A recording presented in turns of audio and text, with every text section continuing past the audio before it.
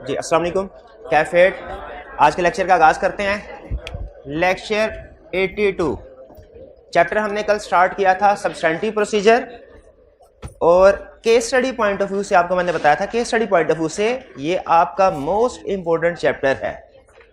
उसकी रीज़न ये है कि वो इस चैप्टर के कंसेप्ट्स को एक या दो टॉपिक्स के साथ नहीं बल्कि बहुत से टॉपिक्स के साथ मर्ज कर दिया करता है। अगर आप पिछला कोई भी ऑडिट का पेपर उठा के देखें तो आपको पता चलेगा कि रिसेंटली 2-3 अटेम्प्ट्स का कि हर दूसरे क्वेश्चन में वो सब्सटेंटिव प्रोसीजर या आइटर का कोर्स ऑफ एक्शन पूछ रहा होता है। तो इस चैप्टर को तैयार कर लिया, इसका मतलब है यूं समझिए, हालांकि अगर पेपर या सिलेबस पॉइंट ऑफ व्यू से देखें तो ये आपका सिर्फ एक चैप्टर है। ओवरऑल देखें तो शायद 5%, 7-8% वेटेज होगी इसकी, लेकिन इसकी प्रैक्टिकल सिग्निफिकेंस को सामने रखते हुए आई कैप इस टॉपिक को बहुत से क्वेश्चंस के साथ मर्ज करता है। तो इसके ऊपर आपकी ग्रिप होना लाजमी है पास करने के लिए। अगर आपने बाकी सारे चैप्टर्स तैयार कर लिए, सब्सटेंटिव प्रोसीजर को छोड़ दिया, पास होना मुश्किल है, पास होना मुश्किल है। तो ये जो हम स्टडी करने जा रहे हैं अब सब्सटेंटिव प्रोसीजर्स। अच्छा, ये जो चैप्टर है, ये पूरा टॉपिक है। आज का लेक्चर इस पूरे टॉपिक का सुपर लेक्चर है। सुपर लेक्चर मैं क्यों कह रहा हूं? आज के लेक्चर को आपने अगर अच्छे तरीके से समझ लिया तो आप इस काबिल हो जाएंगे कि किसी भी, हालांकि अभी आपने पढ़े नहीं होंगे एरियाज के प्रोसीजर, लेकिन आज का लेक्चर अगर अच्छे तरीके से समझ लेते हैं आप इस काबिल हो जाएंगे कि बगैर किसी एरिया के प्रोसीजर पढ़े आप उस एरिया के मोर देन 50% सब्सटेंटिव प्रोसीजर खुद से बता सकेंगे। फिर सुने क्या कहा मैंने कि अगर आज का लेक्चर आप अच्छे तरीके से समझ लेते हैं आप इस काबिल हो जाएंगे कि कोई भी अनसीन एरिया आपको दे दिया जाए जो आपने अभी तक नहीं पढ़ा तो आप उसके मोर देन 50%, आधे से ज्यादा प्रोसीजर खुद बताने के काबिल हो जाएंगे। और बाकी के जो लेस देन 50% प्रोसीजर्स हैं वो भी जब आप पढ़ेंगे तो आप समझ जाएंगे, समझ जाएंगे। यानी आज का लेक्चर मैंने सब्सटेंटिव, पहले तो ये हमारा टॉपिक सुपर टॉपिक है पूरे सिलेबस में, और फिर इस टॉपिक में आज का लेक्चर जो है, ये क्या कह रहा हूं मैं सुपर लेक्चर किस वजह से है, आज का लेक्चर अगर आप अच्छे तरीके से समझ लेते हैं इस काबिल हो जाएंगे किसी भी एरिया के मोर देन 50% प्रोसीजर खुद से बता दें, अपनी जजमेंट की बेस पे बता दें, मोर देन 50%। और बाकी के लेस देन 50% भी जब आप रीड करें तो आपको समझ आ जाए।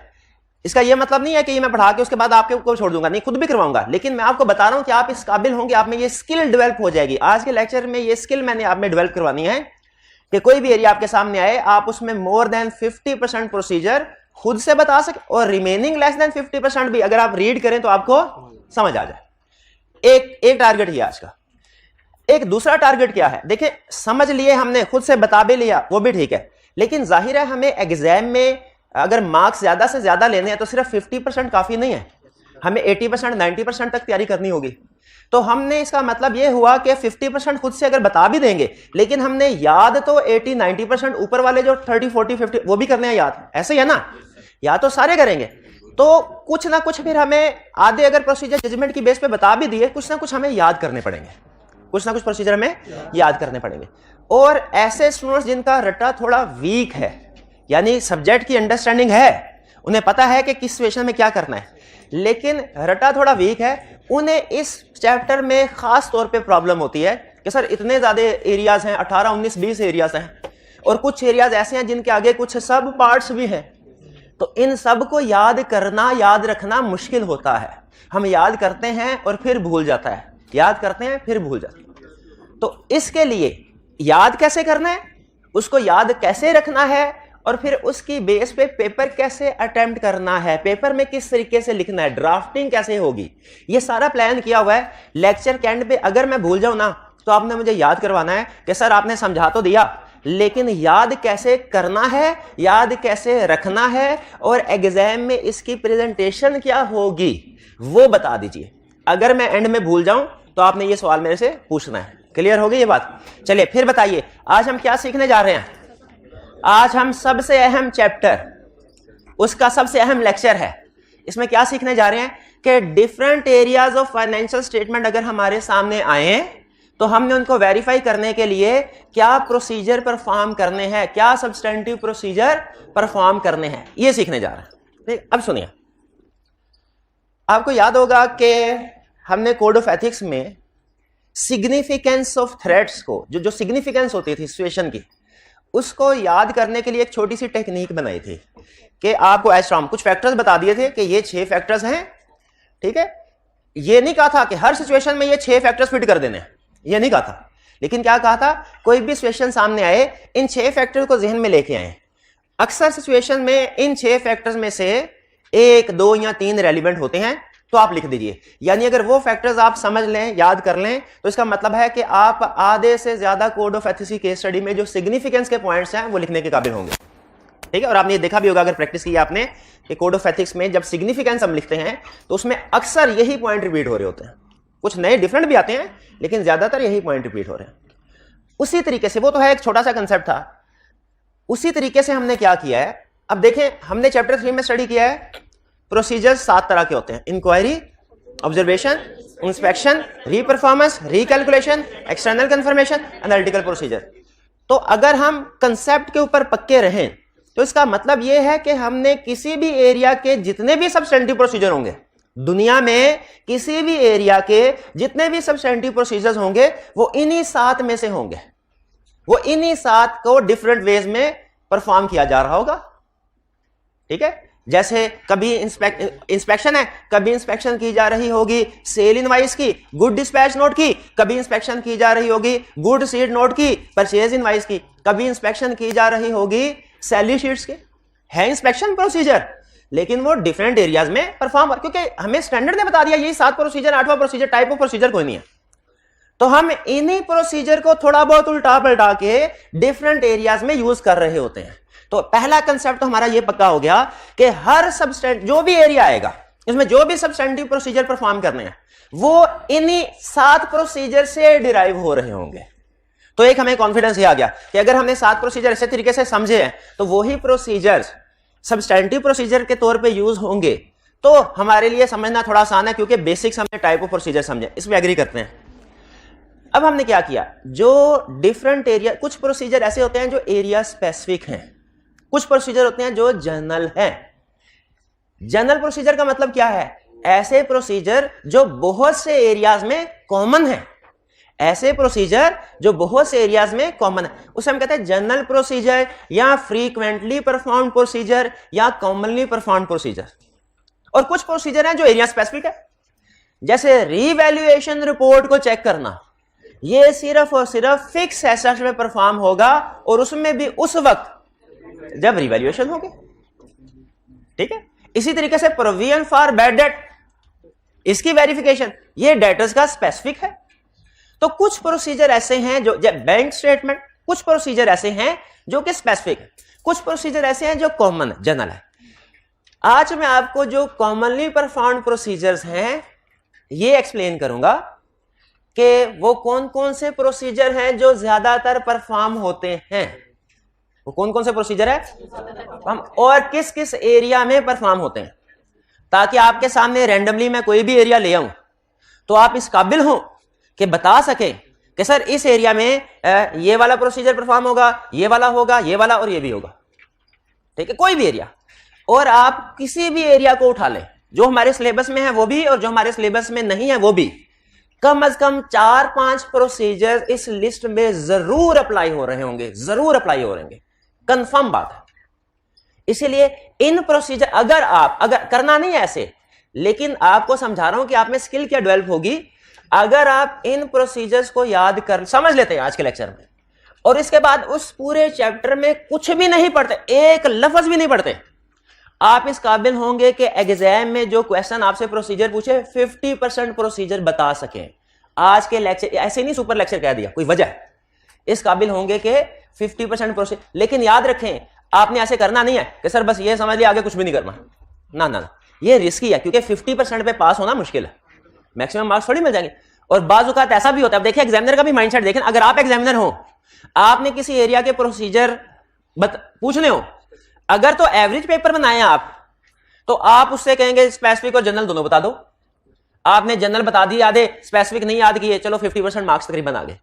लेकिन अगर आपने पेपर ट्रिकी या डिफिकल्ट बनाना है, आप एग्जामिनर हैं और ट्रिकी या डिफिकल्ट, तो आप क्या करेंगे, आप स्पेसिफिक प्रोसीजर के ऊपर फोकस कर रहे होंगे। इसीलिए याद रखें हमने जनरल इस काबिल हो जाएंगे आज के लेक्चर के बाद किसी भी एरिया में 50% प्रोसीजर बता सकें, लेकिन आपने यहां पे बस नहीं करनी, बल्कि बाकी के एरिया जो बाकी के प्रोसीजर्स हैं उनको भी कवर करना है, क्योंकि कल के लेक्चर में भी बताया था सम टाइम वो पार्ट ऑफ द एरिया भी पूछ लेता है। तो हो सकता है उसने कोई स्पेसिफिक पार्ट पूछ लिया तो फिर वहां पे प्रॉब्लम होगी, ठीक है। हाँ, अगर उसने कोई अनसीन एरिया पूछ लिया, जो फर्ज कीजिए आप पूछा नहीं आज तक, ना पूछेगा, लेकिन फर्ज कीजिए, तो आप इनकी मदद से बड़ी आसानी के साथ लिख सकते हैं उस एरिया से, अनसीन एरिया से रेलिवेंट प्रोसीजर भी। चलिए स्टार्ट करें। अब हम क्या सीखने जा रहे हैं भला? कॉमनली परफॉर्म्ड प्रोसीजर 1 बाय 1 समझेंगे और साथ में ये भी समझेंगे कि किस एरिया पे परफॉर्म होता है ये प्रोसीजर। स्टार्ट करें। सबसे पहले एग्री। एग्री का मतलब क्या होता है? एग्री का मतलब ये किसी भी एरिया में हमारा सबसे पहला स्टेप होता है। क्या आपने जब किसी एरिया को चेक करना है ना, तो चेक करने से पहले ये देख लें कि क्या उसकी अमाउंट जो इनकम स्टेटमेंट बैलेंस शीट में आ रही है वो ट्रायल बैलेंस के साथ मैच करती है कि नहीं, और अगर कोई मजीद सपोर्टिंग रिकॉर्ड है उसके साथ मैच करती है कि नहीं। यह सबसे पहला स्टेप होता है, सबसे पहला स्टेप। जैसे आपने कभी ये प्रोसीजर परफॉर्म नहीं किया होगा, लेकिन मेरी आदत है कि बाज़ औक़ात मैं क्या करता हूं, अगर कोई अहम किताब लेनी हो ना, अहम किताब, तो किताब ली ना, उसको खरीदने से पहले, क्योंकि अभी ऑडिट की किताब मैंने 6 महीने पढ़नी है ना, और इसमें एक जगह पे भी प्रॉब्लम आ गई ना, तो मेरा उस वक्त मिड ऑफ द सेशन मसला होगा मुझे। तो मैं क्या करता हूं कि चेक करके सारे पेजेस पूरे हैं, अगर पेजेस दरमियान में मिसिंग हो, सही प्रिंट नहीं हुए, उसी वक्त वापस करके दूसरा किताब ले ली। इसमें 5, 7, 10 मिनट लग जाते हैं एक्स्ट्रा, लेकिन बाद में पूरे सेशन के लिए सुकून है। मुझे बार बार दूसरों से पूछना नहीं पड़ता, यार ये सफा नहीं है, जरा कॉपी मुझे सेंड कर देना, या मैं लिख लूं कि इस जगह पे मिस प्रिंटिंग है, क्या लिखा हुआ। तो ये इसी तरीके से ऑडिटर भी पहला काम यही करता है, कहता है चेकिंग बाद में होती रहेगी, पढ़ाई बाद में होती रहेगी, पहले ये देख ले हमारी फिगर्स मैच करती हैं कि नहीं, टोटल कंप्लीटली रिकॉर्ड है कि नहीं। तो step number 1, income statement balance sheet में जो भी फिगर आ रही होती है उसे ट्रायल बैलेंस के साथ मैच करना, या ट्रायल बैलेंस की बजाय बाज़ औक़ात एक वर्ड यूज करता है जनरल लेजर, क्योंकि ट्रायल बैलेंस से मैच करेंगे ना, ट्रायल बैलेंस के बाद जनरल लेजर से भी मैच करना होता है। तो आप दोनों लिख लें, या ज्यादातर प्रोसीजर में जनरल लेजर जीएल का वर्ड यूज करता है। तो किसी भी एरिया में स्टेप नंबर 1 हमारा क्या है? एग्री करना। किसको? अच्छा अब सुने, एग्जाम में ये वर्ड्स आपको ना, सिर्फ ये की वर्ड्स हैं, ये आपको याद करवाने के लिए लिखे गए हैं। एग्जाम में आपने स्टेटमेंट फॉर्म में लिखना है। जैसे कोई एरिया बता दीजिए, कोई एरिया बता दें, कोई एरिया बता दें, सेल्स। सेल्स में मैं क्या लिखूंगा? पहला प्रोसीजर एग्री सेल्स अपीयर, सिर्फ एग्री नहीं लिखूंगा, agree sales appearing in income statement with general ledger, with general ledger. ये एरिया। और एरिया बताएं? इन्वेंट्री। मैं लिखूंगा agree inventory appearing in balance sheet with GL, general ledger. और कोई एरिया बताएं? और डेटर्स, मैं लिखूंगा agree amounts of debtor appearing in balance sheet with GL. अच्छा, सम टाइम ऐसा होता है कि जीएल के अलावा भी कोई सपोर्टिंग डॉक्यूमेंट्स प्रिपेयर हो रहे होते हैं, कोई ना कोई रिकॉर्ड प्रिपेयर हो रहा होता है, तो हमने उसके साथ भी मैच करना है। फिर जैसे डेटर्स हैं, तो आपको अंदाजा होगा कि डेटर्स का जनरल लेजर के अलावा एक और सब्सिडरी रिकॉर्ड मेंटेन हो रहा था, subsidiary ledger, subsidiary ledger, subsidiary या इसे सेल्स लेजर भी कहते हैं। फर्क पता है ना, अकाउंटिंग में पढ़ा होगा आपने कि सब्सिडरी लेजर या सेल्स लेजर में इंडिविजुअल डेटर्स के बैलेंस आ रहे होते हैं और जनरल लेजर में टोटल डेटर्स का बैलेंस आ रहा होता है। तो अब मेरा फिर डेटर्स के केस में प्रोसीजर पहला क्या हो जाएगा? Agree debtors appearing in balance sheet with general ledger, या अगर मजीद आपका कंसेप्ट अच्छा है ना, तो आप लिख सकते हैं विद डेटर्स कंट्रोल अकाउंट, क्योंकि जनरल लेजर में वही होता है जिसके साथ मैच करना। नहीं तो सिर्फ जनरल लेजर लिख दें, वो भी ठीक है, सही माना जाएगा। Agree debtors appearing in balance sheet with general ledger या debtors control account and also with subsidiary ledger. Subsidiary ledger लिख दे, ये भी चलेगा, लेकिन अगर सेल्स लेजर लिख दे, ये ज्यादा अच्छा है, ये ज्यादा अच्छा है, सेल्स लेजर। ठीक है, तो यानी मेन कंसेप्ट क्या है कि आपने जो इनकम स्टेटमेंट बैलेंस शीट में अमाउंट आ रही है उसे जनरल लेजर के साथ मैच करना है, एग्री करना है, मैच होती है कि नहीं, और फिर सपोर्टिंग रिकॉर्ड के साथ। ऐसा ना हो हम इनकम स्टेटमेंट वेरीफाई कर दे, बाद में पता चले जनरल लेजर में अमाउंट कुछ और थी, वो ऊपर ट्रांसफर करते करते गलत हो गई। जनरल लेजर में 1700 थी, ऊपर जाते जाते 17,000 हो गई, तो वो तो सारा काम दोबारा करना पड़ेगा ना। तो सबसे पहला स्टेप क्या है? एग्री कर, और एग्री में जहन में रखिएगा जनरल लेजर के साथ तो लाजमी मैच करना है। अगर स्पोर्टिंग, कुछ की स्पोर्टिंग डॉक्यूमेंट होती, कुछ की नहीं होती, कुछ की नहीं होती। जैसे सेल्स का मेरा हाल है, कोई फर्दर सब्सिडी रिकॉर्ड नहीं होता। स्पोर्टिंग डॉक्यूमेंट की बजाय मुझे वर्ड यूज करना चाहिए subsidy record. Further subsidy record हर आइटम का नहीं होता। जैसे सेल्स की उन्होंने एग्जांपल दी, तो सेल्स का तो मेरे ध्यान में नहीं आ रहा कोई। हाँ, डेटर्स में पड़ा हुआ है सब्सिडरी लेजर या सेल्स लेजर। हाँ, क्रेडिटर्स में पड़ा हुआ है परचेज, बोले परचेज लेजर, ये बोलना है आज आपने लेक्चर में, परचेज लेजर। हाँ, मैंने इन्वेंट्री में पड़ा हुआ है, इन्वेंट्री शीट या स्टॉक शीट जिसके ऊपर लिस्ट लिखी होती है। असल में ये जो सब्सिडरी रिकॉर्ड होता है ना, ये ज्यादा डिटेल्ड वर्जन होता है चीजों का, इसमें चीज ज्यादा। हाँ, याद आया, फिक्स एसेट्स का भी पड़ा है, फिक्स एसेट शेड्यूल भी और फिक्स एसेट रजिस्टर भी। शाबाश, फिक्स एसेट शेड्यूल भी। अब बनाइए, आपके पास एरिया आ गया फिक्स एसेट्स का, परेशान नहीं होना। आप इसका प्रोसीजर बताइए पहला, एग्री का, एग्री का प्रोसीजर बताएं। एग्री ना बोले, बोले आप बोले, आपने भी तो चार्टर्ड अकाउंटेंट बनना है इंशाल्लाह। बोले बोले, शाबाश। एग्री, एग्री ऊंची बोले, एग्री फिक्स एसेट्स, बोले बोले बोले, appearing in balance sheet with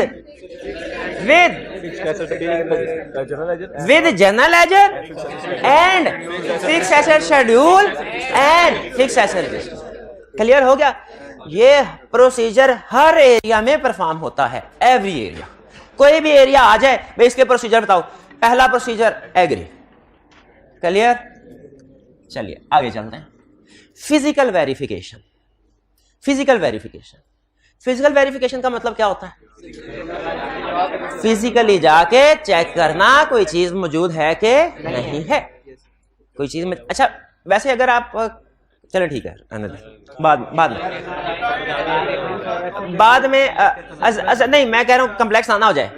असल में हर प्रोसीजर ना कुछ सजेशन को भी वेरीफाई कर रहा हो। तो मैं आपसे ये पूछने लगा था कि फिजिकल वेरिफिकेशन से कौन सी सजेशन वेरीफाई? शाबाश, ये तो आपको पता है, ये तो आपको। अच्छा, एग्री से कौन सी सजेशन? कंप्लीटनेस, शाबाश। और एक्यूरेसी भी कह सकते हैं, लेकिन कंप्लीटनेस मेन है, कंप्लीटनेस। शाबाश शाबाश, बेहतरीन हो गया। अच्छा, हम बात कर रहे थे दूसरे प्रोसीजर की, फिजिकल वेरिफिकेशन। फिजिकल वेरिफिकेशन का मतलब क्या है? फिजिकली जाके चेक करना एसेट्स, टेंजिबल एसेट्स कौन से मौजूद है कि नहीं। अच्छा बताइए, क्या फिजिकल वेरिफिकेशन हर एरिया में परफॉर्म होगी?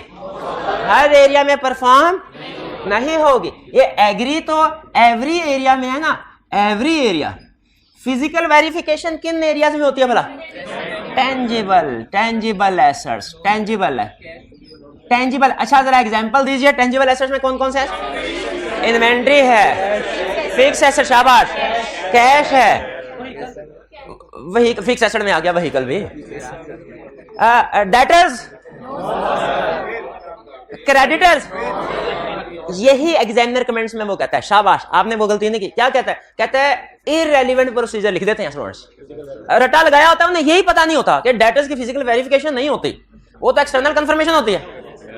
या उसने कहा कि जी फिक्स एसेट्स हैं, फिक्स है, तो उसमें लिख दिया एक्सटर्नल कंफर्मेशन, एक्सटर्नल इररेलेवेंट हो गया। इन्वेंट्री, इन्वेंट्री में भी लिख दिया external confirmation, perform external confirmation.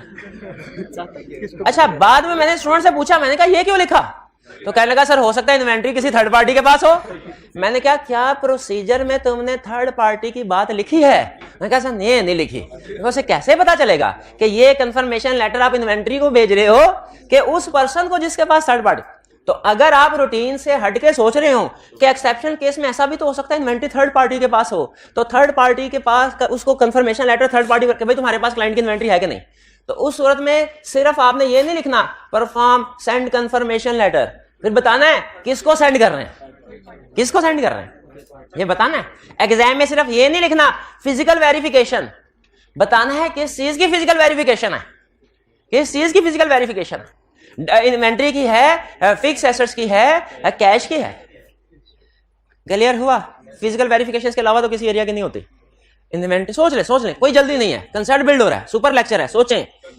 Inventory की एरिया में फिजिकल वेरिफिकेशन आएगी, फिक्स एसेट्स में आएगी, कैश में आएगी, बैंक में नहीं आएगी, बट ठीक है। तो जितने भी टेंजिबल एसेट्स हुए उनमें फिजिकल वेरिफिकेशन आएगी, ठीक है। अच्छा, आप ना अभी काउंटिंग के स्टूडेंट है ना, आपको सिर्फ ये बताया जाता है एसेट्स की दो टाइप्स हैं, एक तो करंट और नॉन करंट, फिर टेंजिबल और इनटेंजिबल। आगे चल के जब आप फाइनेंस भी पढ़ेंगे ना तो उसमें एक फर्दर टाइप होती है फाइनेंशियल एसेट। फाइनेंशियल एसेट उनको कहते हैं जिनसे हम, जो हमारे रिसीवेबल है, यूं कह ले रिसीवेबल या पेएबल इन शॉर्ट, ठीक है, R2 में है ये पेशावा। तो जो हमारे फाइनेंशियल एसेट्स हैं, लायबिलिटीज हैं, उनके लिए हम क्या प्रोसीजर, उनको भी फिजिकली वेरीफाई उनकी भी एग्जिस्टेंस को चेक करना है ना, एग्जिस्ट करते हैं कि नहीं, उनको फिजिकली वेरीफाई नहीं कर सकते।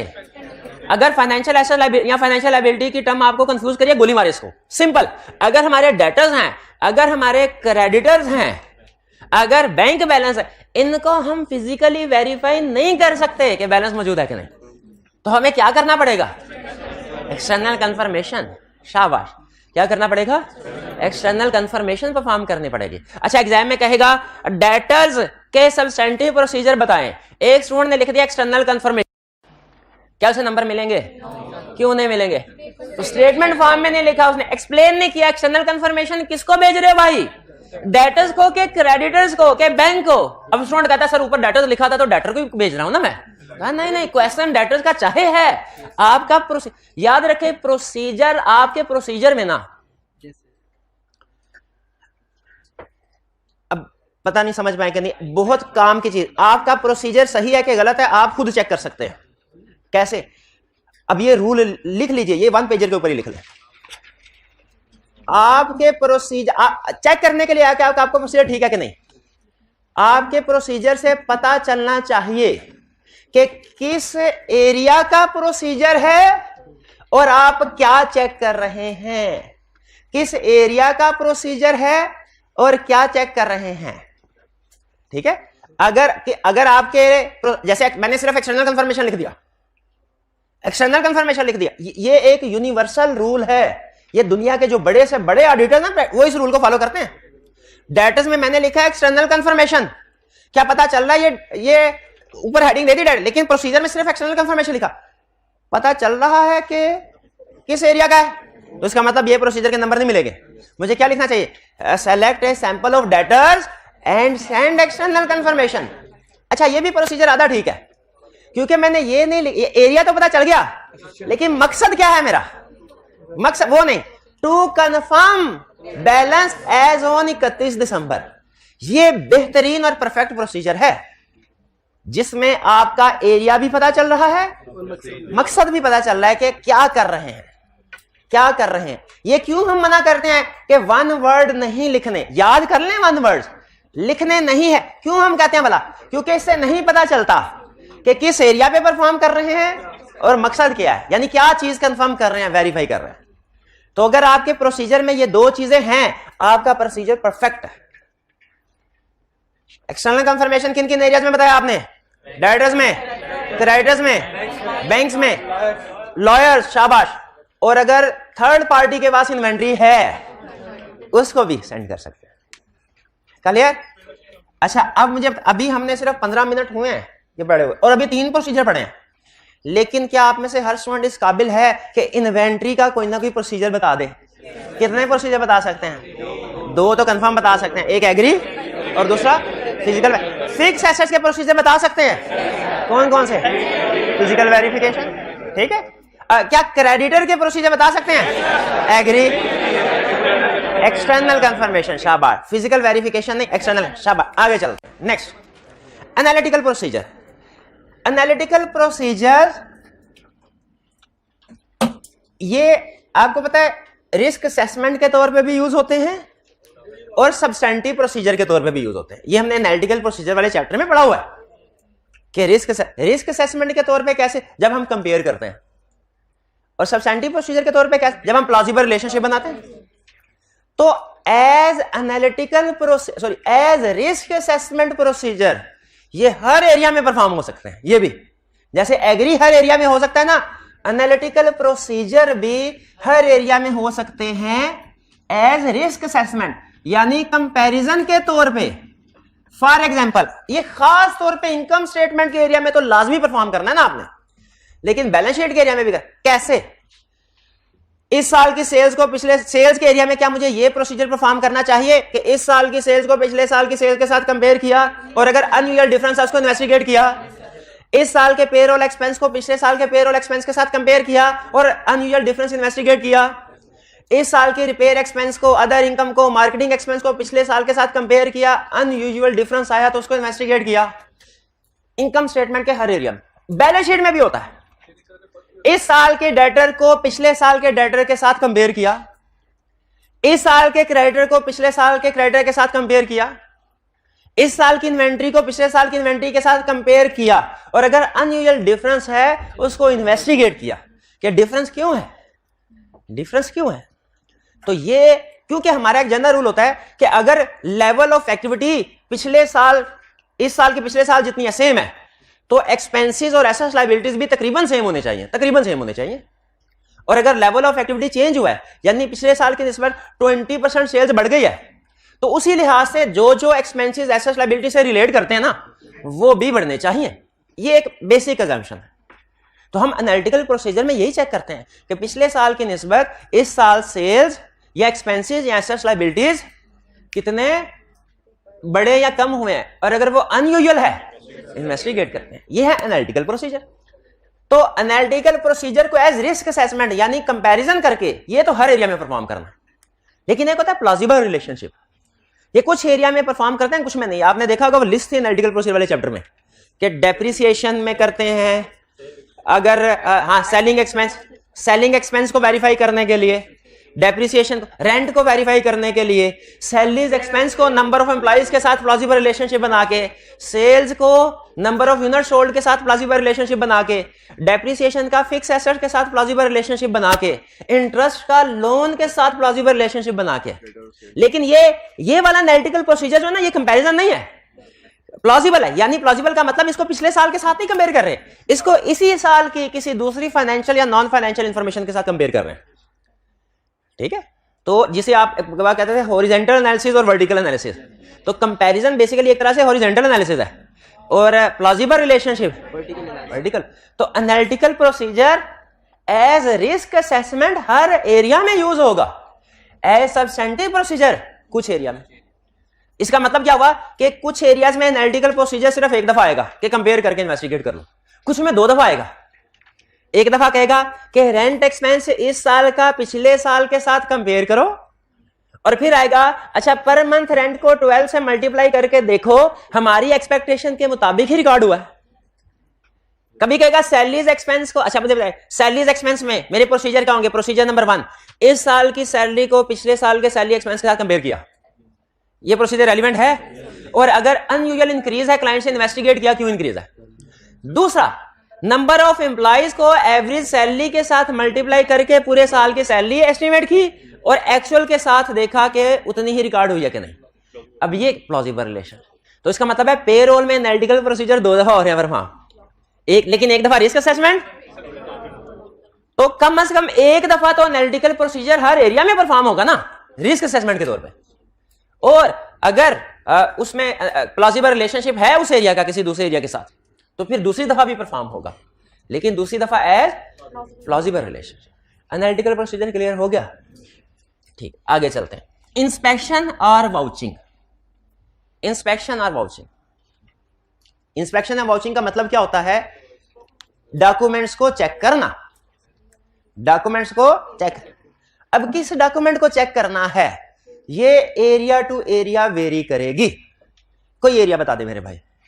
सेल्स, सेल्स में कौन सी डॉक्यूमेंट्स को आप इंस्पेक्ट करेंगे? सेल इनवॉइस को, गुड्स डिस्पैच नोट को, कस्टमर की एक्नॉलेजमेंट, सेल एग्रीमेंट। शाबाश, सेल्स ऑर्डर और एग्रीमेंट एक ही बात, बिल्कुल ठीक है। कोई और एरिया बता दें। परचेजेस, परचेजेस में क्या क्या इंस्पेक्ट करेंगे डॉक्यूमेंट्स? शाबाश बोले, गुड शीट नोट, शाबाश। परचेज ऑर्डर, जीआरएन हो गया, गुड शीट नोट जीआरएन वही। परचेज एग्रीमेंट, ठीक है, इनवाइस वगैरह, ठीक है, बिल्कुल ये हो गया हमारा परचेज के डॉक्यूमेंट। अच्छा, स्टूडेंट ने एक एरिया बताया डेटर्स। अब मैं आपसे क्वेश्चन पूछने लगा, क्या डेटर्स को वेरीफाई करते हुए हमें सेल इनवॉइसेस, हमें गुड डिस्पैच नोट, हमें sales order, acknowledgement of customer के उसने चीजें वसूल पाई हैं, ये डॉक्यूमेंट सेल्स में तो 100% चेक करेंगे ना, कोई आर्गुमेंट नहीं। क्या डेटर्स को वेरीफाई करते हैं प्रोसीजर परफॉर्म? क्यों? हाँ वो सेल्स है, लेकिन याद रखिएगा डेटर्स में परफॉर्म करते हुए आप सिर्फ आखिरी 1-2 महीनों के चेक करेंगे सेल्स को। जब हम सेल्स को वेरीफाई कर रहे होते हैं ना तो 12 महीनों के ट्रांजैक्शन को उठाते हैं, लेकिन जब हम डेटर्स में इसकी वेरिफिकेशन कर रहे होते हैं ना तो सिर्फ जो आउटस्टैंडिंग है, वो इनवाइस, वो ट्रांजैक्शन जो आउटस्टैंडिंग है, उन्हीं की डॉक्यूमेंट्स को चेक करते हैं। इंस्पेक्शन हो गया। और इसी तरह क्रेडिटर है, क्रेडिटर में भी परचेजेस की जो आउटस्टैंडिंग ट्रांजैक्शन है, ये यानी जो वो परचेज ट्रांजैक्शन जो पेंडिंग है ये एंड पे, उनको वेरीफाई करते हैं। जो पे हो चुकी है वो तो क्रेडिटर के बैलेंस में आएगी नहीं। और एरिया बताइए, कोई सा एरिया बता दें।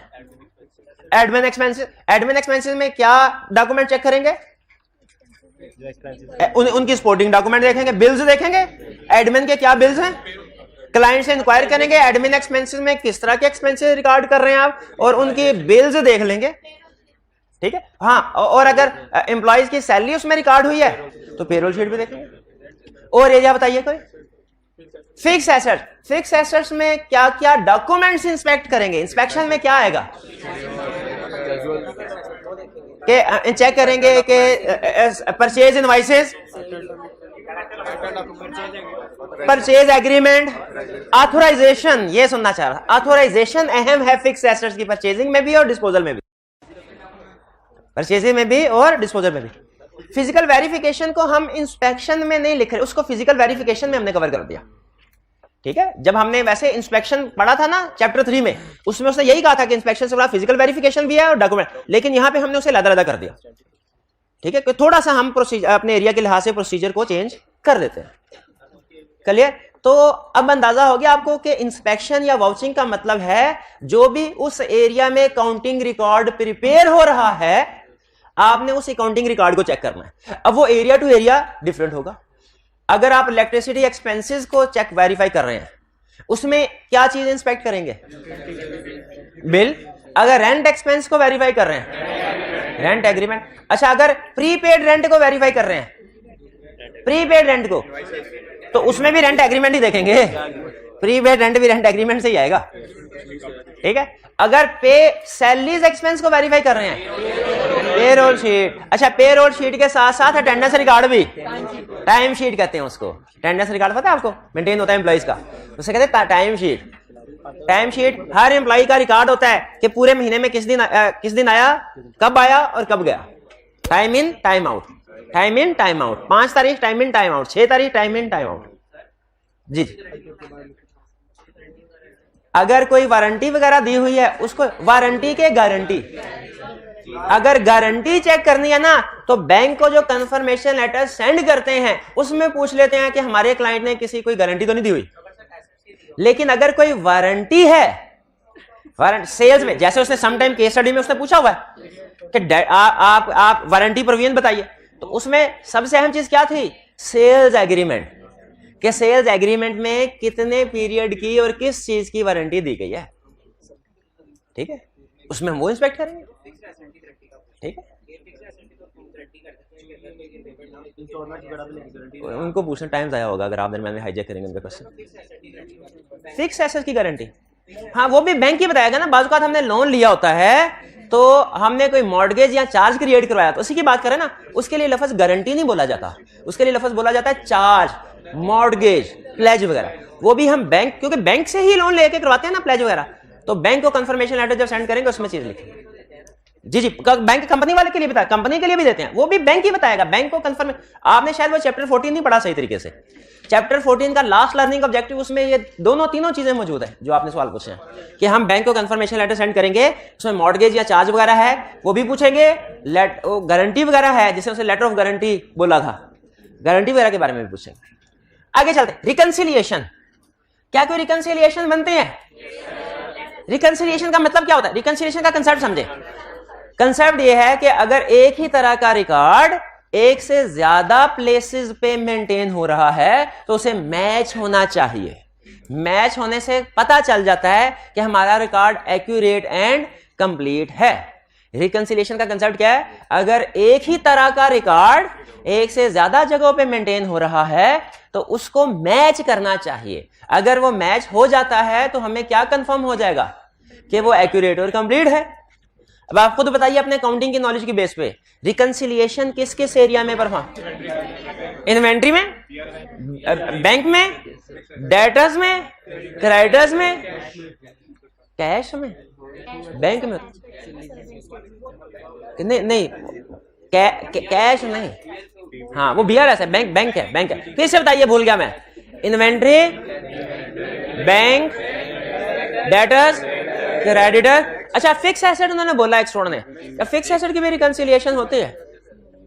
सर वो तो डिस्क्लोजर होता है ना, फिक्स एसेट में नहीं है। उस फिक्स एसेट में एग्री है, एग्री कि आपने लेजर को सपोर्टिंग डॉक्यूमेंट के साथ मेंटेन। अच्छा अब सुनिए, इसका मतलब है कि रिकंसिलिएशन। अच्छा मुझे बताइए, अगर एग्जाम में उसने कहा डेटर्स के प्रोसीजर बताओ, क्रेडिटर्स के प्रोसीजर बताओ उसने कहा, तो मैं इतना लिख दूं परफॉर्म रिकंसिलिएशन या चेक रिकंसिलिएशन? नहीं, मुझे देखना होगा रिकंसिलिएशन किस चीज की है।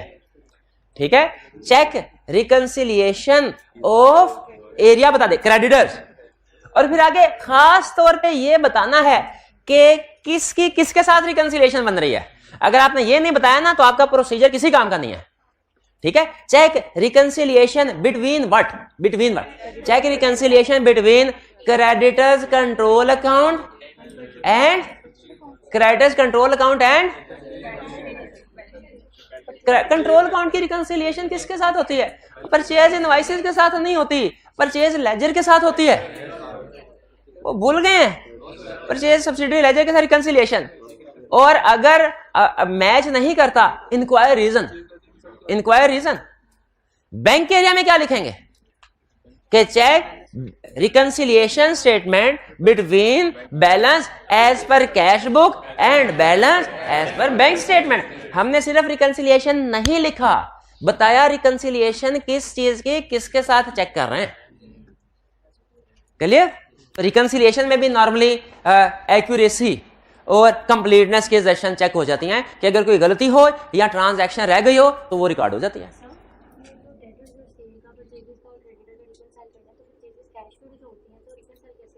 हाँ, परचेजेस कैश में भी हो सकती है। हम जो रिकंसिलिएशन बनाते हैं वो जाहिर है क्रेडिटर की बनाते हैं ना, क्रेडिटर के अकाउंट को, क्रेडिटर का जर्नल।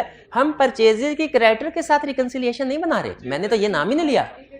मैंने रिकंसिलिएशन में क्या ये कहा है कि परचेजेस की क्रेडिटर के साथ? मैंने ये नहीं कहा। मैंने क्या कहा?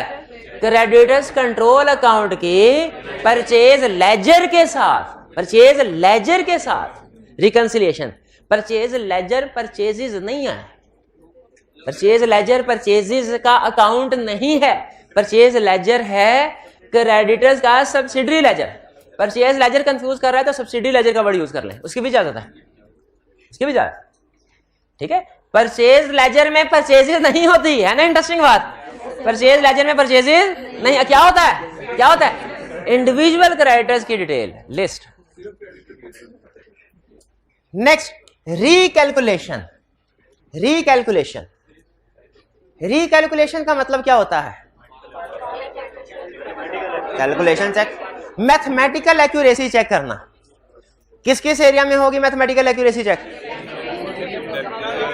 सेल्स इनवॉइसेस की, अच्छा स्टूडेंट कहने का सर 1 मिनट ठहर जाएं, सेल इनवॉइसेस तो हम इंस्पेक्शन में भी कर चुके हैं, तो रिकैलकुलेशन में दोबारा करेंगे।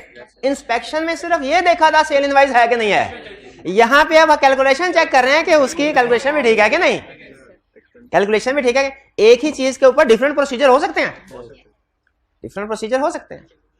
तो इसमें हम सेल और किस जगह पे रिकैलकुलेशन? डेप्रिसिएशन, शाबाश, और परचेज इनवॉइस, शाबाश, बेहतरीन। इन्वेंट्री की वैल्यूएशन 5 of 80, प्रोविजन, शाबाश, किस चीज की? प्रोविजन, किस चीज? प्रोविजन फॉर बैड डेट की, प्रोविजन फॉर वारंटी, शाबाश, बिल्कुल ठीक है। तो ये रिकैलकुलेशन। एक और आ गया इंपेयरमेंट, शाबाश, रीवैल्यूएशन भी है फिर। और एक और एरिया याद आ गया, सैलरीज, पेरोल। वही पेरोल में रिकैलकुलेशन कैसे होगी?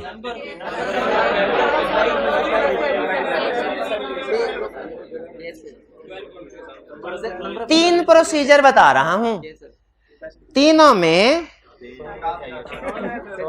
में जो फर्क बताएगा वो इनाम पाएगा, लेकिन हाथ उठाना, बोलना नहीं, बोला तो प्राइस कैंसिल। पहला अच्छा, आपने ये भी देखना है कि ये प्रोसीजर उस एरिया से रेलिवेंट है कि नहीं, और अगर है तो फिर बताना है कि इनमें फर्क क्या है। एरिया है पेरोल। प्रोसीजर नंबर 1, इस साल का पेरोल एक्सपेंस पिछले साल के पेरोल एक्सपेंस के साथ कंपेयर किया और डिफरेंस आया तो क्लाइंट से रीजन पूछी। पहला प्रोसीजर। दूसरा प्रोसीजर, नंबर ऑफ एम्प्लॉइज को एवरेज सैलरी पर मंथ से मल्टीप्लाई किया और 12 से मल्टीप्लाई किया, फिर देखा जो हमारी एस्टिमेशन के मुताबिक सैलरीज एक्सपेंस आना चाहिए वो आया कि नहीं। ठीक है। तीसरा procedure, select A number of employees on payroll sheet, यानी पेरोल शीट वो शीट है जिसके ऊपर हर एम्प्लॉय की पेरोल कैलकुलेट हो रही है। बेसिक सैलरी इतनी है, टैक्स में करते होंगे ना, बेसिक हाउस एंड अलाउंस इतना है, ग्रॉस इतना है, टैक्स डिडक्शन इतनी है, ये इतनी है। Select a sample of employees on payroll sheet and check their calculation whether salary is correctly calculated. बताइए 1 by 1। एक मिनट ठहरे, बताइए मेरे भाई, एक मिनट ठहरे, क्या ये तीनों प्रोसीजर रेलिवेंट है पेरोल से? शाबाश। पहले वाला प्रोसीजर कौन सा है? एक मिनट है, उसको बताने दे। कौन? कंपेयर। शाबाश, एनालिटिकल प्रोसीजर है और ये कंपैरिजन है। शाबाश। दूसरे वाला एनालिटिकल प्रोसीजर और प्लॉजिबल रिलेशन, और तीसरे वाला रिकैलकुलेशन। बेहतरीन, शाबाश शाबाश। ठीक है। तो ये आपने देखा कि एक ही एरिया के ऊपर डिफरेंट प्रोसीजर। आगे चल, रिकैलकुलेशन समझ आ गया ना? जिस एरिया में भी अमाउंट्स है उसमें रिकैलकुलेशन आएंगे, और हर एरिया में अमाउंट्स होती हैं ऐसे। ठीक है। ये ज्यादातर लेकिन सेल्स में, परचेजेस में, बैंक में, उसमें इंटरेस्ट की कैलकुलेशन वगैरह बाज़ औक़ात या उसकी बीआरएस की कैलकुलेशन करते हैं। बैंक में, इन्वेंट्री में, FIFO weighted average calculation, tax में, फिक्स एसेट डेप्रिसिएशन की रिकैलकुलेशन, पेरोल में। ठीक है। रिवैल्यूएशन, तो इन एरियाज में रिकैलकुलेशन। अच्छा, नेक्स्ट सब्सिक्वेंट पेमेंट। या इसको सब्सिक्वेंट पेमेंट नहीं बोलना चाहिए, मैं इसको जनरल, क्योंकि सब्सिक्वेंट पेमेंट है, सब्सिक्वेंट रिसीट भी तो होगी। सब्सिक्वेंट क्लियरेंस या सब्सिक्वेंट स्टेटस कह लेते हैं। स्टेटस सबसे ज्यादा बेहतर वर्ड है, क्योंकि ये बहुत से दूसरे एरियाज को भी, ये जनरलाइज वर्ड है, कवर कर लेता है। इसका मतलब क्या, पहले मतलब समझ लें। इसका मतलब यह है कि बैलेंस शीट डेट पे जो भी अमाउंट वगैरह है, ये रेंट के बाद देखना कि उसका स्टेटस क्या है, क्योंकि बाज़ औक़ात ये रेंट के बाद का स्टेटस कंफर्म करता है कि ये रेंट की अमाउंट ठीक है कि नहीं, ये किन एरियाज में परफॉर्म किया जाता है। सुन ले, आसान rule, every payable, every receivable, every provision. Every provision, legal provision याद है? ये रेंट के बाद लीगल केस का डिसीजन वो प्रोविजन को अफेक्ट करता है कि नहीं करता? डेटर्स और क्रेडिटर बड़ी आसानी से समझ गया आप। रिसीवेबल, पेबल भी समझ गया, बाज़ का अदर रिसीवेबल भी होते हैं, पेबल। प्रीपेड रेंट, उसमें सब्सिक्वेंट स्टेटस देखेंगे कि बाद में अगले साल एडजस्ट हुआ कि नहीं। अक्रूड बिल्स, सब्सिक्वेंट स्टेटस देखेंगे बाद में पे हुआ कि नहीं। सैलरीज पेबल, बाद में पेमेंट हुई कि नहीं। Creditors, debtors. ठीक है। खास तौर पे डिस्प्यूटेड डेटर्स में तो आपको पता लाजमी हम चेक करते हैं कि ये रेंट के बाद कोई पैसे मिले कि नहीं मिले। तो ये सब्सिक्वेंट स्टेटस वाला प्रोसीजर किस किस एरिया में है? डेटर्स, क्रेडिटर्स और प्रोविजंस, रीपे, कॉन्टिजेंसी। शाबाश। Ageing analysis. Ageing analysis, ageing analysis का मतलब क्या है? ये रेंट पे आपका जो भी रिसीवेबल और पेएबल है, ये भी रिसीवेबल पेएबल में परफॉर्म होते हैं सारे। जो भी रिसीवेबल पेएबल है, देखिए कि वो कितना पुराना है, इसे कहते हैं एजिंग बनाना। एजिंग रिपोर्ट बनाते थे ना आप, डेटर्स में सीखी होगी आपने सबसे पहले। किस लिए बनाते थे? Provision for bad debt calculate करने के लिए, कि जितने ज्यादा पुराने डेटर, लेटेस्ट डेटर्स में प्रोविजन रिकॉर्ड ही नहीं करते हैं या कम करते हैं, और जितने पुराने हो जाए उतने ज्यादा, और जो बहुत ज्यादा पुराने उन पे तो 100% प्रोविजन या राइट ऑफ करते हैं। ये एजिंग मजे की बात सुने, सिर्फ डेटर्स पे परफॉर्म नहीं होती, इन्वेंट्री में भी होती है। शाबाश, एनआरवी, ये सीखा हुआ है आपने। इन्वेंट्री की एजिंग भी होती है। ये खास तौर पे ऐसी इन्वेंट्री जो कि पेरिशेबल होती है ना, उसमें सबसे अहम होता है ये।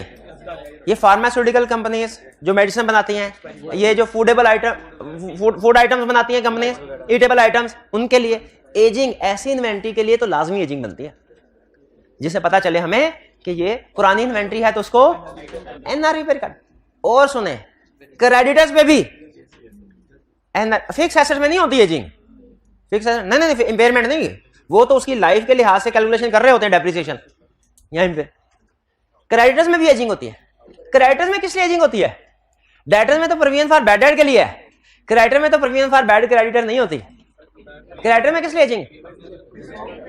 क्रेडिटर में क्योंकि टैक्स में लिखा हुआ है और बिजनेस लॉ में भी लिखा हुआ है कि 3 साल से पुराना डेट है और फिर आप उसको रिवर्स करते हैं, अब वो आपने लीगली पे नहीं करना, वो आपका इनकम बन जाते हैं। एजिंग, तो एजिंग डेटर्स में होगी, क्रेडिटर्स में होगी, इन्वेंट्री में होगी। शाबाश। कट ऑफ क्या होता है? ये एंड पे लास्ट से लास्ट परचेज ट्रांजैक्शन चेक करना। मकसद क्या है इसका? ताकि ये देखा जाए कि अगले साल की ट्रांजैक्शन अगले साल में ही इस साल में ना आए और इस साल की ट्रांजैक्शन इस साल में हो अगले में ना जाए। कट ऑफ नॉर्मली परफॉर्म किया जाता है सेल्स में, परचेज में, लेकिन जिस तरह हमने डेटर्स और क्रेडिटर्स के प्रोसीजर्स में सेल इनवाइसेस, परचेज इनवाइसेस की चेकिंग की थी, इसी तरह डेटर्स के प्रोसीजर में cut off on sales, debtors के एरिया में कट ऑफ ऑन सेल्स भी आएगा। क्यों आएगा? डबल एंट्री की वजह से सेल्स का इफेक्ट आता है। इसका मतलब है अगर सेल्स गलत तो डेटर्स भी कंफर्म गलत, तो कट ऑफ ऑन सेल्स सही तो दूसरा मतलब क्या है? डेटर्स भी सही।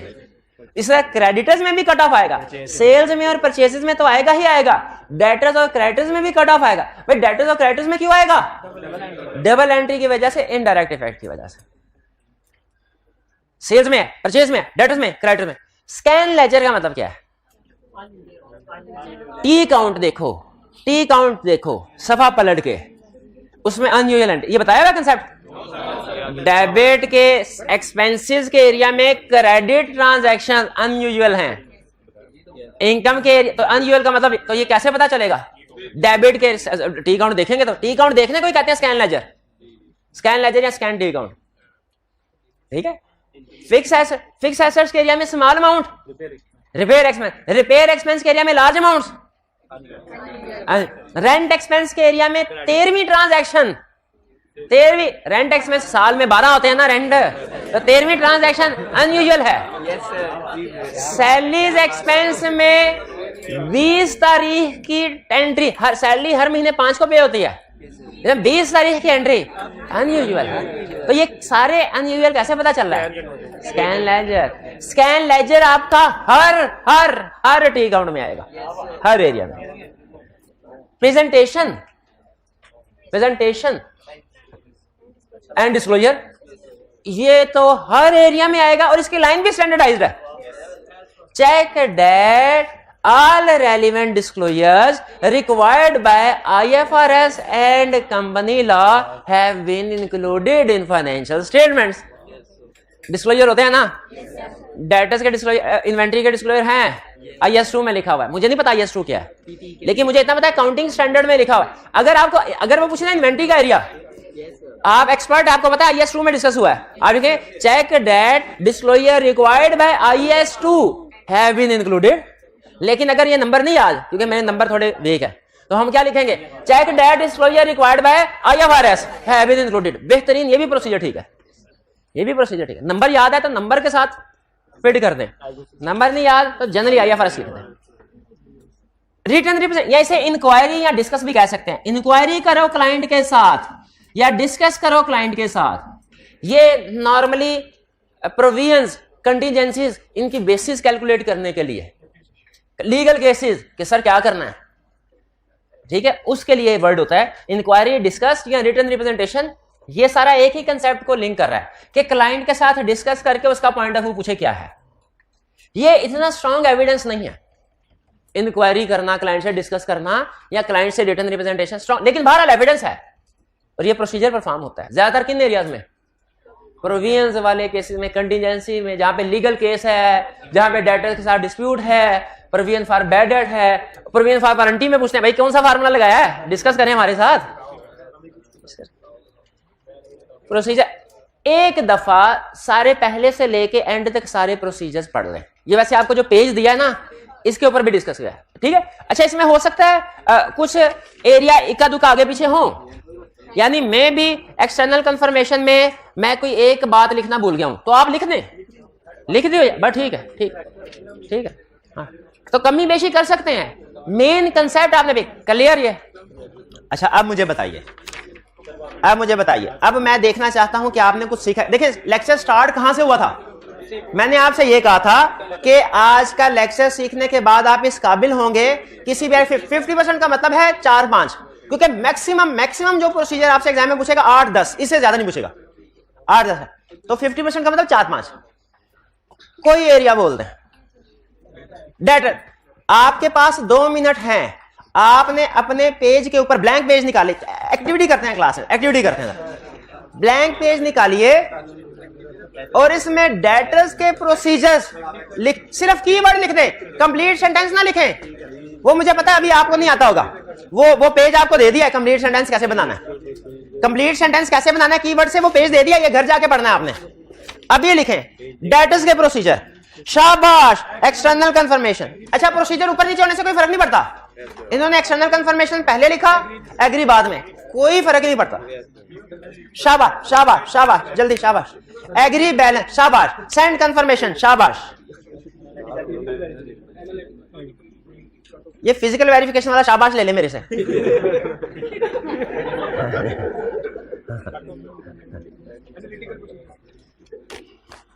External confirmation, analytical procedure. अच्छा, अब देखें, मैं आपका कंसेप्ट भी तो टेस्ट कर सकता हूं ना, ये तो रटा। इसमें एनालिटिकल प्रोसीजर क्या होगा?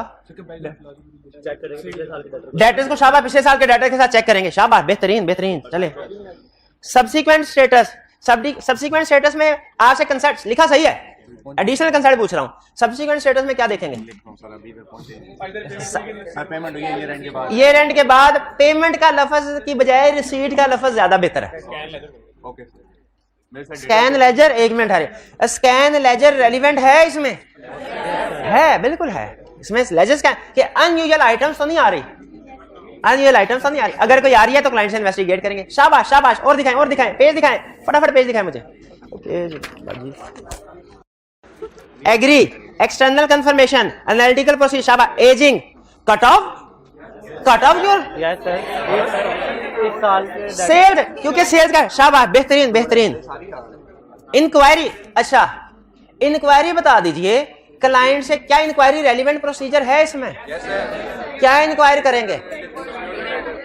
के बेसिस ऑफ प्रोविजनिंग, के डेटर्स में प्रोविजन, सर आप डेटर्स में प्रोविजन फॉर बैड डेट किस रेट में रिकॉर्ड करते हैं? इंक्वायरी हो गया ना ये, शाबाश, बेहतरीन। अच्छा, चले, खत्म। अगला एरिया बताए भैया। फिक्स एसेट, चले फिक्स एसेट पे 2 मिनट है आपके पास। फिक्स एसेट के प्रोसीजर, ये ऑनलाइन वाले स्टूडेंट आप भी फिक्स एसेट के प्रोसीजर। हमारे कैमरा में पायलट हो गया सर, मुझे भी कह रहे हैं। चले, फिक्स एसेट आराम नहीं कर रहे होंगे ऑनलाइन वाले, उन्होंने बहुत पढ़ते हैं जो पढ़ने वाले हैं। फिजिकल वेरिफिकेशन करते हैं। 1 मिनट भाईजान, इन्होंने लिखा है ऑथराइजेशन, प्यारे भाई में है, इन्होंने लिखा ऑथराइजेशन, शाबाश दूं के 1 लगाऊं? शाबाश। ऑथराइजेशन क्या रेलिवेंट है इसमें? फिक्स एसेट में ऑथराइजेशन किस चीज की चेक कर रहे हैं भाई? अगर कोई फिक्स एसेट खरीदा है एडिशन, उसकी भी ऑथराइजेशन है, और अगर कोई डिस्पोजल है उसकी भी ऑथराइजेशन है, शाबाश। और अगर उसके पास external confirmation, third party explain किया, अगर उसने फिक्स इन्वेंटरी तो थर्ड पार्टी के पास हो सकती है, कि जैसे डिपार्टमेंटल स्टोर में होती है, कंपनी ने रिखवाई होती है कि सर बिक गई तो हमें पैसे दे दीजिएगा वरना डिस्प्ले पे रखे रहने दे। और फिक्स एसेट कौन थर्ड पार्टी के पास रखवाता है यार? फिक्स एसेट में नहीं है एक्सटर्नल कंफर्मेशन। दिखाए मेरे भाई, एग्री, ठीक है। फिजिकल वेरिफिकेशन, शाबाश। रिकैलकुलेशन, और भाईजान रिकैलकुलेशन किस चीज की कर रहे हैं? डेप्रिसिएशन, बेहतरीन, शाबाश, ये हुई ना बात। Fix assets, agree with related record, शाबाश। एग्री वाला नहीं लिखा था उसने, फिजिकल वेरिफिकेशन ठीक है, ऑथराइजेशन इंस्पेक्शन ठीक है। चलिए अब ऐसा करते हैं, इसमें ओनरशिप भी देखिए, ओनरशिप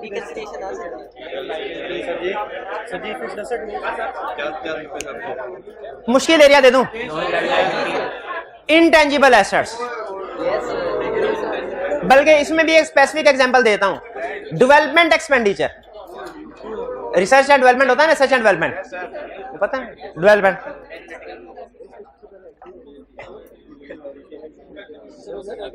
एग्री है, ठीक है। इंस्पेक्ट, हाँ यहाँ पे इंस्पेक्शन किस चीज की होगी? डॉक्यूमेंट जो खर्चे हुए हैं, प्रोजेक्ट पे जो भी खर्चे हुए हैं, शाबाश। रिकैलकुलेशन किस चीज? एक्सपेंसेस, ठीक है ठीक है। अच्छा, इसमें 50 रुपए इनाम उस स्टूडेंट, सिखाया नहीं मैंने, उस स्टूडेंट को जो बताएगा डेवलपमेंट एक्सपेंडिचर का कोई एक स्पेसिफिक प्रोसीजर। ये जनरल है, ये जनरल है। क्राइटेरिया, दोनों में से आप किसने पहले क्राइटेरिया बोला? क्राइटेरिया, अच्छा एक मिनट है रे, एक मिनट है, लेकिन क्राइटेरिया नहीं, ये अभी आधा जवाब दिया है। वो क्राइटेरिया क्या है? कोई 3 पॉइंट बता दे। नहीं, चले बहरहाल आपने बता दिया। और स्टूडेंट जो 3 पॉइंट, कोई से 3 डेवलपमेंट का क्राइटेरिया है ना, है क्राइटेरिया। अच्छा आता नहीं है ये कह रहे हो? है डेवलपमेंट, IS 38 है। एक मिनट, फिजिबिलिटी पता चल जाए, फिजिबल है, शाबाश।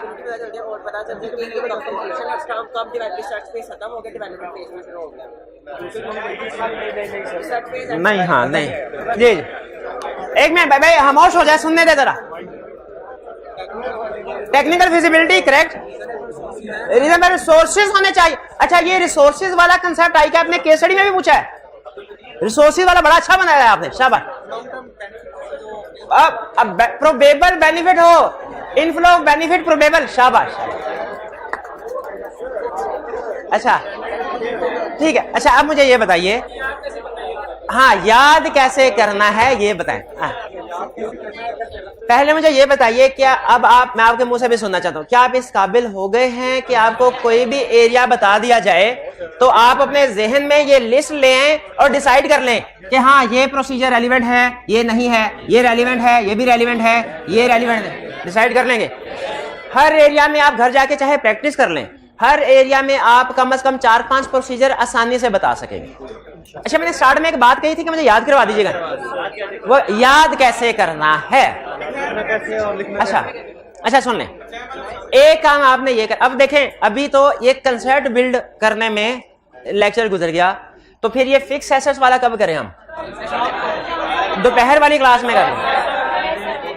अच्छा, यही चीजें आपको इधर नजर आएंगी। अब नहीं तो अभी बता, लेकिन मैं तसल्ली से मैच करवाना चाहता हूं, मैं तसल्ली से मैच। अब सुन लें, याद कैसे करना है। होता क्या बेसिकली कि आप समझ लेते हैं एग्जाम में अगर तो केस स्टडी का क्वेश्चन उसने पूछ लिया ना, तो ये जो प्रोसीजर ना चैप्टर 10 दिखाइए जरा। चैप्टर 10 में अगर आप देखेंगे, चैप्टर 10 में डिफरेंट एरियाज हैं, 18 के करीब एरियाज हैं, ठीक है, एरियाज हैं, 17 एरियाज हैं। तो इनके प्रोसीजर लिखे हुए हैं।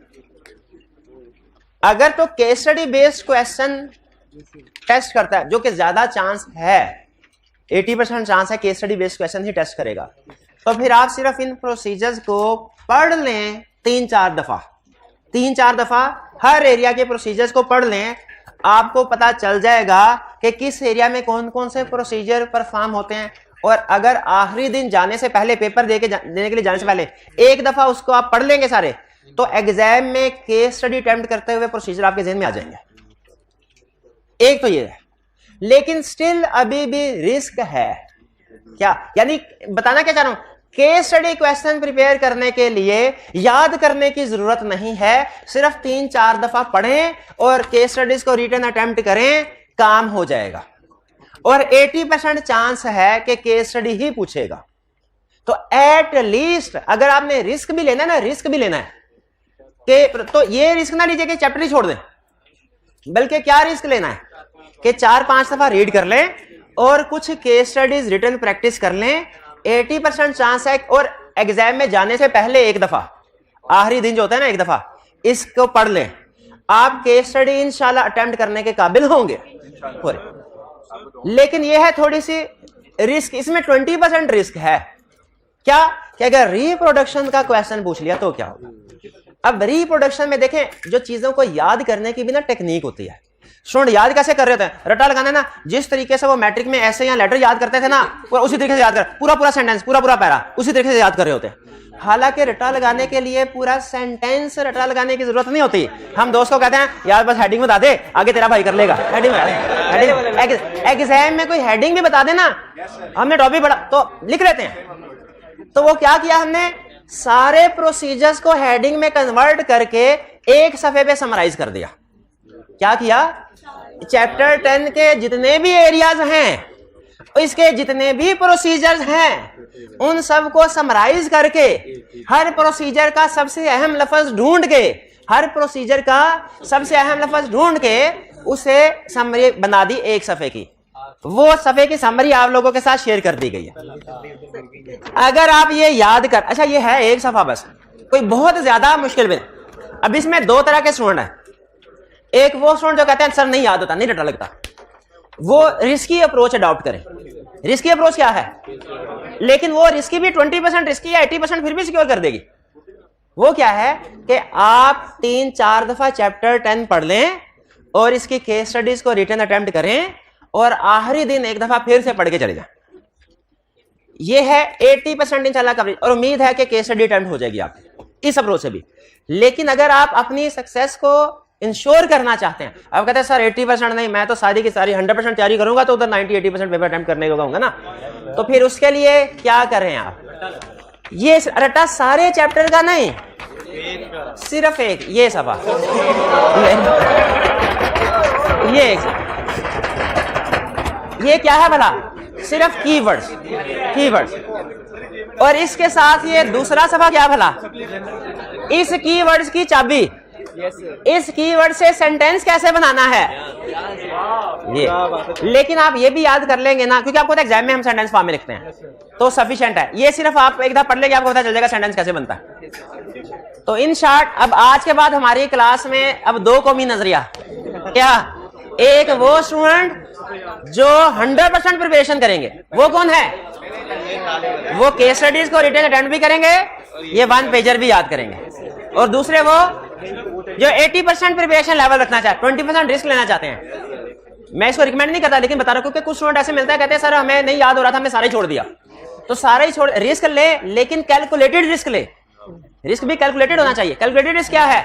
नहीं याद होता, लेकिन चैप्टर 3-4 दफा पढ़ लें, उसकी केस स्टडीज को रिटर्न अटेम्प्ट कर लें, और आखिरी दिन जाने से पहले भी पेपर देने के एक दफा पढ़ कर लिया जी। चलिए, अच्छा अब आपने क्या करना है, ये आपकी होम असाइनमेंट है। वॉल्यूम 1 सिर्फ रीड कर लें, मुझे भी एहसास है, वॉल्यूम 1 सिर्फ रीड कर लें क्वेश्चन। वॉल्यूम 2 के क्वेश्चन रिटर्न प्रैक्टिस करने हैं। और अगर आप चाहते हैं कि आप मेरे साथ प्रैक्टिस करें, भाई के साथ मिल गए, तो फिर दोपहर वाली क्लास, ठीक है? हाँ, उसमें हम क्या करेंगे, अगर तो आप ये खुद से भी पढ़ सकते हैं, लेकिन मैं आपको लिंक करवाऊंगा। अच्छा ये प्रोसीजर इधर था, ये इधर था, जो स्पेसिफिक प्रोसीजर होंगे वो गाइड कर दूंगा। फिर उसके बाद असल काम क्या होगा भला? केस स्टडी की प्रैक्टिस। चाय भी शाबाश, ये तो सबसे अहम है इंशाल्लाह। चाय बस ठीक है। तो अब हाँ इंशाल्लाह अब मिलते हैं थोड़ी देर के बाद। कोई क्वेश्चन हो तो पूछ ले। आज का लेक्चर यहाँ पे खत्म करते हैं हम। अल्लाह हाफिज।